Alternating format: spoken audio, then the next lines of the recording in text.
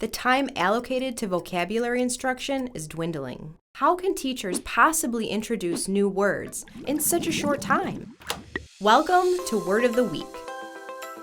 Word of the Week is different from most vocabulary programs because it works with one word each week. We look at one word and the nuances, the subtleties, the multiple meanings, and the way we use the word, and really do a deep dive into how that word should be used. In less than 2 minutes, children will be exposed to clever animations that highlight the target word's spelling, phonetic pronunciation, part of speech, and proper usage through a short vignette. Students get a real-world look at how the word should be used and a really kid-friendly definition. The examples are really clear and they help you understand what the word means. It's something funny, but it's also teaching you something at least. They actually explained a lot. Oh, that's a lot of information that you learned from like a 30-second video. But that's not all. Word of the Week offers an activity guide that provides teachers with 7 different lesson plans, such as word association, play acting, connecting the dots, and cartoon development. This helps to reinforce, apply, and extend the target word learned from the Word of the Week animation.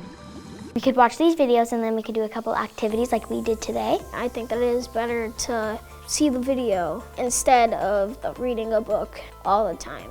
I like how the examples are really clear and they help you understand what the word means. It really got you to bring out and express it a little more, open up your mind a little bit. It's okay if you get it wrong. And because these lessons are ready-made and ready to use, teachers can begin using them immediately without having to do any prep work or planning. Then we do an activity. The activity is about 10 minutes long, and the activity asks students to really look at the word and how it's different from a word that might be the synonym. But it actually is really fun. They'd want to get interactive with it. It'd be really fun, and they're kind of funny too. Seeing the snake's indignant reaction, the mouse decided not to show the cat his portrait.